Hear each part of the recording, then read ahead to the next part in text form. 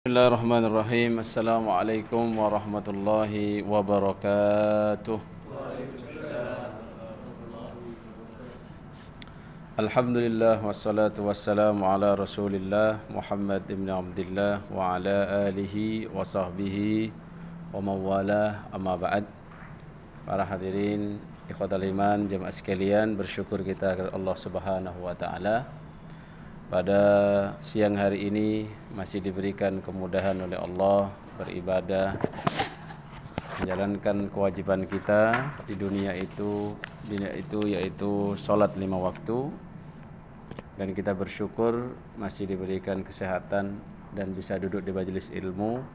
Semoga amal kita ini benar-benar membawa kita menghadap kepada Allah dengan timbangan amal yang kuat. Amin, Allahumma amin.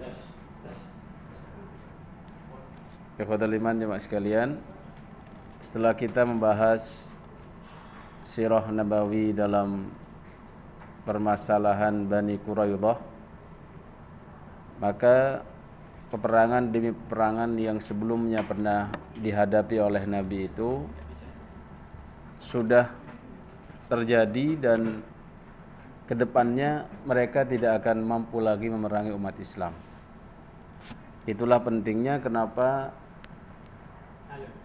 jihad itu tetap disyariatkan sampai hari kiamat. Bahkan jihad itu tidak hanya bertahan, tetapi juga harus ada yang disebut dengan jihad melakukan gebrakan-gebrakan sehingga ada futuhat-futuhat yang terjadi setelah masa Rasulullah SAW. Di masa Nabi, setelah umat Islam ini digempur habis-habisan, diserang dan lain sebagainya, dan rata-rata musuh-musuh itu kan datang ke Madinah itu jauh-jauh dari Makkah itu hanya untuk ingin menghabiskan Islam. Termasuk yang terakhir, yang paling besar, yaitu adalah perang Khandaq atau perang Ahzab. Ini berbagai suku Arab, berbagai komunitas, bahkan yang sangat terkenal adalah orang-orang Yahudi itu semuanya datang hanya untuk menghancurkan Islam. Bahkan mereka sudah punya hitung-hitungan, kalau nanti kita menang kamu dapat sekian, kamu dapat sekian, kamu dapat sekian. Alhamdulillah, Allah sudah memberikan jawaban terhadap usaha-usaha mereka, dan Allah memberikan pertolongan yang cukup luar biasa kepada umat Islam, khususnya kepada baginda Nabi besar Muhammad SAW dan para sahabat-sahabatnya. Sampailah pada masa di mana umat Islam di saat aman, tepatnya pada bulan Dzulqa'dah, akhir dari tahun ke-6 Hijriah.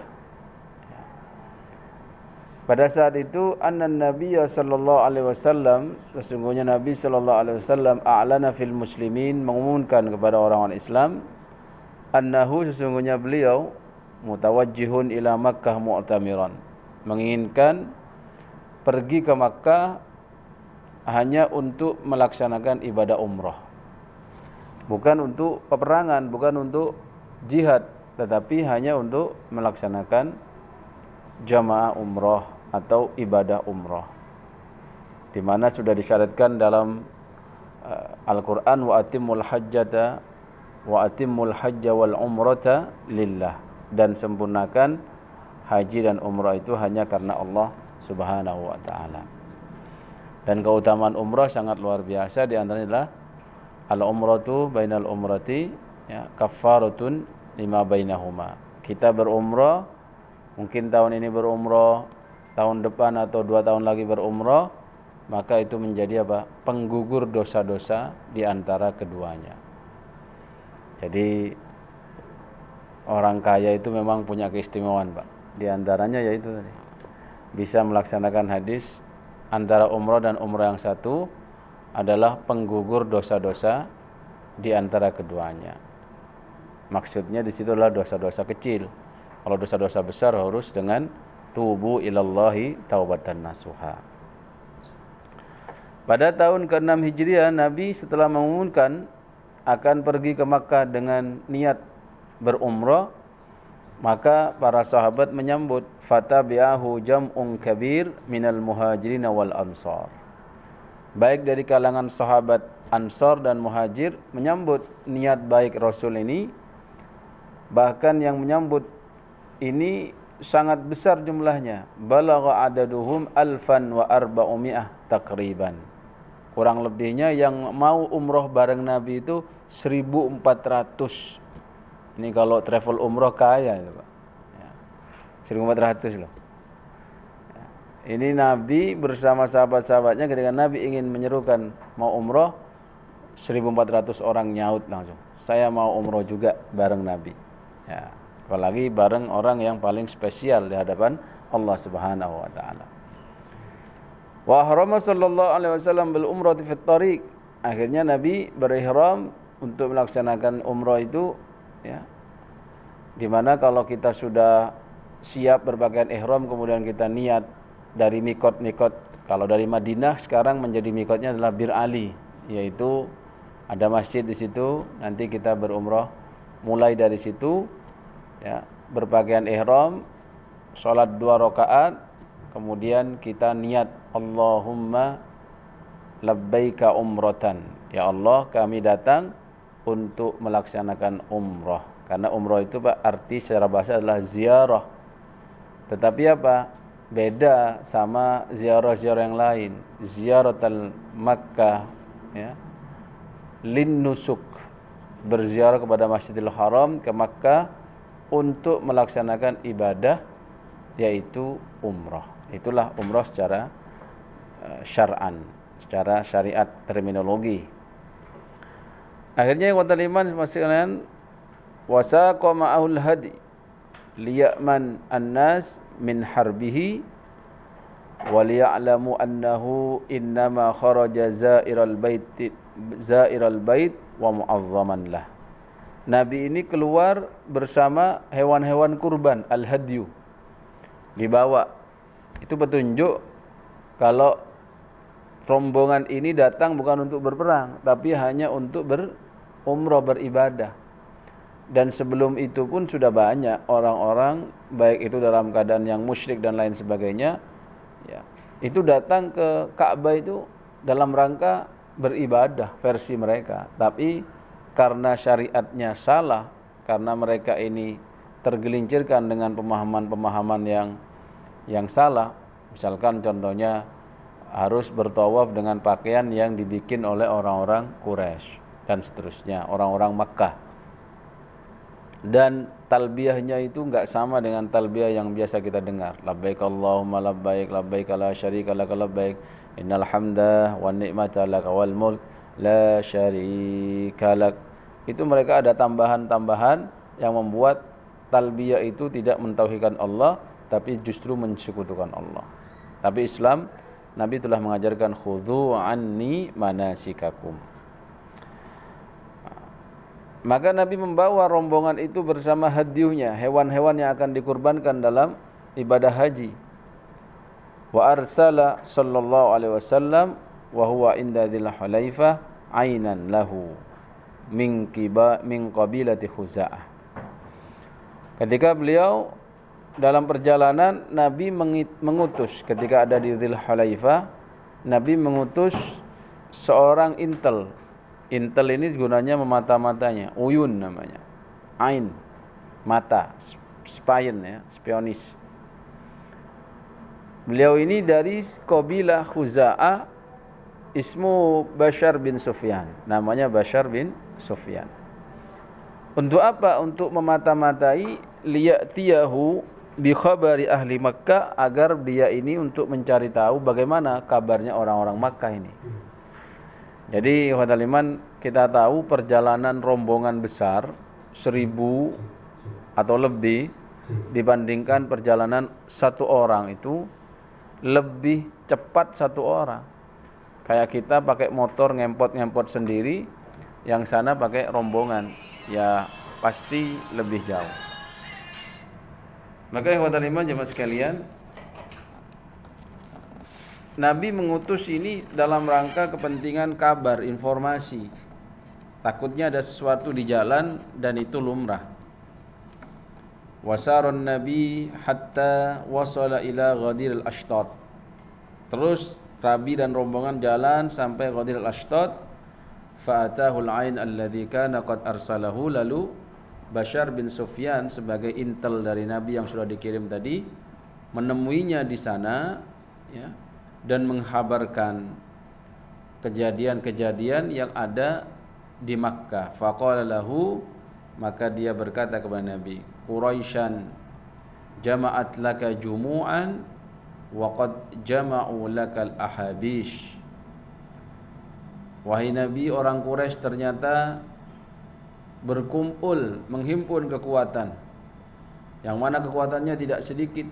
Bahkan mereka menyewa ahabish. Ahabish ini orang-orang yang dalam pengaruhnya orang Quraisy, yang mana bisa diperintahkan ini dan itu. Wahum muqatiluk wasadduk anil bait wa mani'uk. Mereka ini tujuannya akan memerangi engkau, dan mereka akan menghalangi agar kalian panjenengan semua ini tidak bisa ke Baitul Haram. Faqalu, akhirnya lalu Nabi berkata dalam rangka musyawarah dengan sahabat-sahabatnya, asyiru ayyuhan nas, berilah aku saran, kata Nabi. Ini penting, Pak. Kalau mau jadi pemimpin yang keren itu, ya, apalagi kita sebagai seorang ayah gitu ya, seorang suami, maka jangan sungkan-sungkan mengatakan, ayo ada pendapat dari istri, dari anak pertama, anak kedua, anak ketiga, bagaimana pendapatmu? Asyiru ayyuhan nas. Lalu Nabi mengatakan, bagaimana wahai para manusia, para sahabat-sahabat, ada pendapat, ada arahan dari kalian? Faqala lahu Abu Bakar. Lalu ada sahabat Abu Bakar yang memberikan saran. Ya Rasulullah, wahai Rasul, kharajta amidan li hadzal bait la turidu qatla ahadin wala harba ahadin. Wahai Rasul, engkau telah keluar dari Madinah menuju ke Baitul Haram ini, tidak ada keinginan satu pun atau sedikit pun untuk membunuh seseorang atau memerangi seseorang. Namun kita hanya, panjenengan keluar dari awal sudah niatnya mu'tamiran, untuk umrah. Fatawajjah lahu, maka lanjutkan saja perjalanannya. Faman saddana anhu qatalnahu. Tapi kalau ada orang yang menghalangi, maka kita perangi. Ini Abu Bakar As-Siddiq yang biasanya lembut aja memberikan isyarat atau pendapat yang tegas. Akhirnya Nabi mengatakan, umdu ala ismillah. Kalau begitu ayo kita lanjutkan dengan izin Allah, dengan nama Allah, dan mohon pertolongan dari Allah.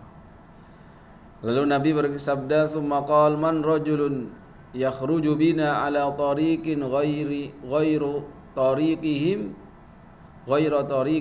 allati hum biha. Ini, Pak, salah satu isyarat Nabi itu menghindari semua pertumpahan darah. Dan perang itu bagi Islam hanyalah solusi terakhir.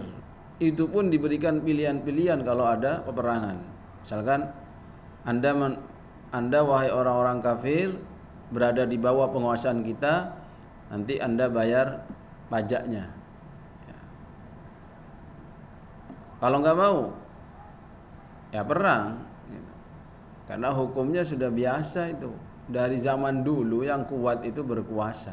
Gitu. Kalau Anda tidak mau dikuasai, perang itu.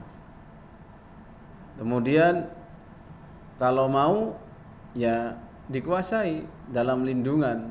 Dan Islam kalau sudah melindungi, menguasai itu memakmurkan. Bukan seperti penjajah itu.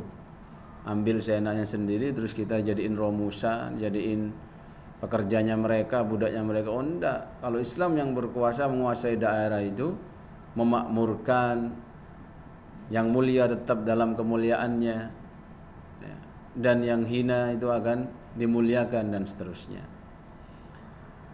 Nabi SAW untuk menghindari pertumpahan darah dan pertemuan yang dikatakan oleh mata-matanya tadi Bashar bin Sufyan,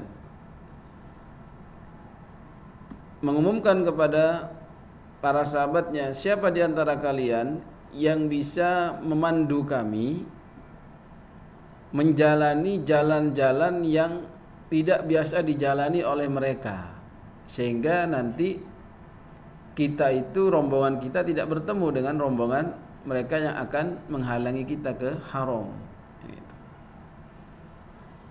Faqala lahu rajul min bani Aslam. Berkatalah salah seorang laki-laki dari Bani Aslam, ana ya Rasulullah, saya ya Rasulullah. Fasalaka bihim tariqan wa'ran baina syi'ab.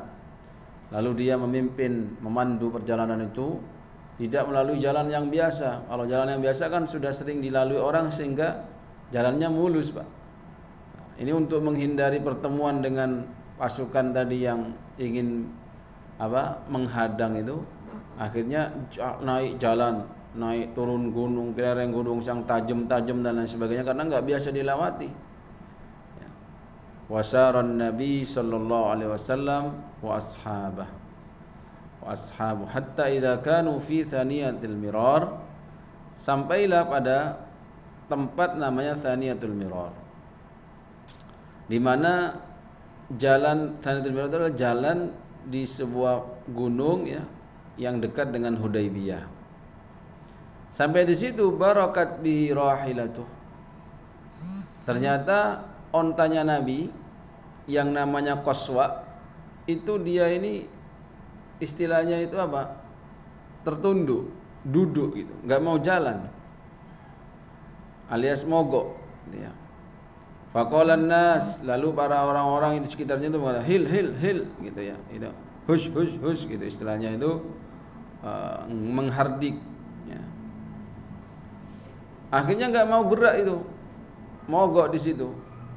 Ternyata mobil juga bisa mogok ya, onta bisa mogok juga, Pak. Ya, mogok di situ. Falam tataharrak. Faqalu, lalu orang-orang berkata, khala'atil qaswa. Wah, ini Qaswa ini nama untanya Nabi ini, mogok ini. Kata Nabi, faqala sallallahu alaihi wasallam, Nabi bersabda, ma khala'at. Enggak mogok dia itu katanya. Enggak ngambek istilahnya. Wa ma dzaka laha bi khalq. Dia itu enggak biasa kayak gitu. Ya. Walakin habasaha habisul fil.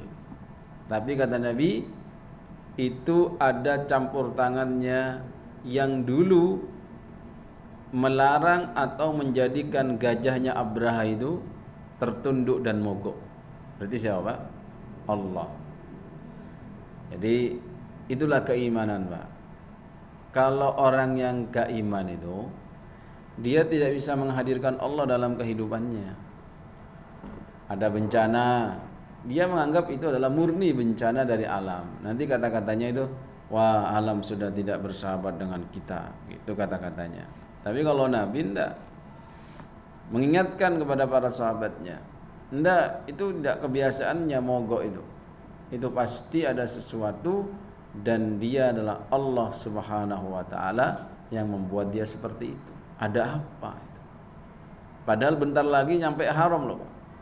Kalau sudah nyampe masuk tanah haram, maka aib besar tuh bagi orang-orang kafir, orang-orang Quraisy itu memerangi orang yang ada di Masjidil Haram. Karena itu sudah turun-temurun dari nenek moyang mereka, orang yang masuk Masjidil Haram, tanah haram itu aman, nggak ada peperangan di situ. Maka ketika Nabi itu ambil jalan lain, kalau sudah masuk nggak bisa itu. Kok ya disitulah onta itu, Pak, istilahnya berhenti gitu. Akhirnya oleh Nabi dihardik ya, mau jalan sampai ke turun gitu, daerah Hudaybiyah. Akhirnya berhentilah orang-orang ini, walladzi nafsi biyadi la yas'alunani khitatan yu'azzimuna fiha hurumatillah illa a'taituhum iyyaha. Kata Nabi mengatakan, ini Nabi udah membaca ini gelagat-gelagatnya orang-orang kafir itu yang ingin menghadang-hadangi. Dan hikmah di situ diantaranya ketika mau masuk masjid tanah haram itu, ontanya Nabi itu berhenti gitu ya. Maka Nabi mengatakan, demi Allah, andaikan mereka meminta perjanjian atau persyaratan-persyaratan, selama persyaratan itu memuliakan kepada tanah haram, maka aku akan memenuhinya. Ikhwatal iman jemaah sekalian, ketika Nabi menghardik ontanya, akhirnya mau jalan lagi sampai masuk pada Aqsal Hudaybiyah ala Hufairah Ghalilal Ma', di mana di situ di Bukit Hudaybiyah itu ada parit, istilahnya seperti parit itu yang ada airnya. Jadi Pak, kalau di gurun pasir kalau hujan itu bisa aja di atas bukit itu Pak seperti ada waduk gitu ya. Kalau sekarang itu waduk kalau di. Nah, itu menggenang air hujan di situ. Bisa seperti itu. Sehingga setelah hujan 15 menit mereka pada naik ke atas masbah katanya. Itu kolam renang di atas gunung. Keren banget itu. Saya enggak berani dulu ya. Mereka pada renang-renang di situ, Pak. Karena air itu karena gunung-gunungnya gundul itu ya. Ya memang enggak ada yang nyetop. Ya, namanya banjir sail itu. Jadi dari atas kumpul turun ke bawah gitu ya. Di situ di Aqsal Hudaybiyah itu intinya di parit yang kecil itu ada air, Pak. Namun dibuat minum, Pak, sama orang-orang itu karena 1400 minum sampai kering airnya itu. Akhirnya lapor sama Nabi wasyakau ila Rasulillah sallallahu alaihi wasallam al-atash, ini orang masih kehausan ini. Tadi yang ada di parit air itu habis. Akhirnya Nabi itu fantaza sahman min kinanatihi thumma amarahum ay yaj'aluhu fi. Akhirnya Nabi ambil anak panah terus suruh tancapin. Tancapin sana. Maka katanya di sini dikisahkan wallahi ma zala yajishu lahum birrai hatta sadaru anhu. Akhirnya keluar, Pak, air itu. Ya. Ini mukjizat dari Rasul sallallahu alaihi wasallam. Gak pakai ngebor, ditancepin tok, suruh tancepin cep gitu, langsung keluar airnya sampai banjir itu. Ya, seneng orang-orang kelempokan ya. Fabainama hum kadzalik, ketika mereka sahabat sibuk-sibuknya ini minum-minum di situ, minum air yang tadi itu ya. Idja Badil bin Warqa al-Khuzai fi nafarin min ma'ahu. Datang seorang yang namanya Badil bin Warqa al-Khuzai bersama beberapa orang. Faqala, lalu dia berkata, Inni taraktu Ka'ab bin Lu'ay wa Amir bin Lu'ay nazalu miyah al-Hudaybiyah wa ma'hum al-'udh al-mutafil wa hum muqatiluka wa sadduka 'anil bait. Itu orang-orang sudah menuju ke sini loh untuk merangin kamu. Ada Ka'ab bin Lu'ay, ada Amir bin Lu'ay. Turun ke air Hudaybiyah ini, ke tempat air Hudaybiyah ini untuk memerangi kamu. Akhirnya Rasulullah SAW mengatakan, Inna lam naji' li qitali ahad, kata Nabi. Ingat ya, saya datang ke sini enggak mau merangi siapapun. Walakin ji'na mu'tamirin, tetapi kami datang hanya untuk berumrah. Wa in Quraisyan qad nahakathumul harb. Andai saja orang-orang Quraisy itu memang pingin sekali berperang, wa adarrat bihim, ya. Fa in sya'u, kalau memang mereka itu memang pingin berperang, silahkan madatuhum muddatan, diundur saja nanti perangnya itu. Wa yukhallu baini wa bainan nas, enggak usah sekarang gitu. Fa in adhara fa in sya'u ayadkhulu fima dakhala fihi an-nas fa'alau. Wa illa faqad jammu ay astarahu wa inhum abaw awalladhi nafsi bi yadihi la uqatilannahum ala amri hadha hatta tanfarida salifati wa liyamfudhna Allahu amrah. Kata Nabi, saya datang ke sini jauh-jauh ini hanya untuk berumrah, tidak mau merangin orang, tidak mau perang. Sehingga peralatan perang pun tidak bawa kecuali ya pedang-pedang yang sederhana saja gitu.